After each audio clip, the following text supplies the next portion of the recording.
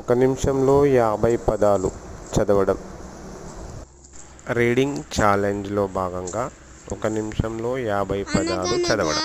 రాములమ్మ అనే ఒక పాప ఉండేది.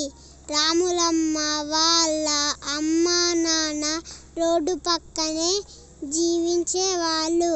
వాళ్ళకు ఒక బండి ఉండేది. ఆ బండి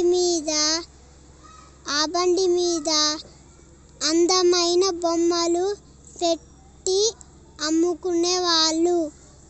రాములమ్మ వాళ్ళ నాన్న పొడవుగా ఉండేవాడు.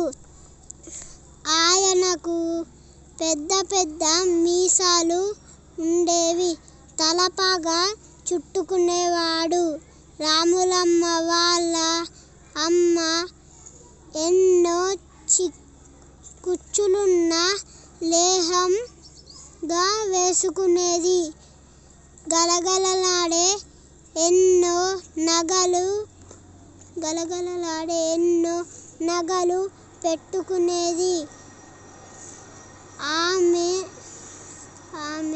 నడుస్తుంటే ఇవన్నీ సన్నగా శబ్దం చేసేవి. రాములమ్మ కూడా అమ్మ తీరుగా ఒక చిన్న గగ్గెర వేసుకునేది. సరే మంచిగా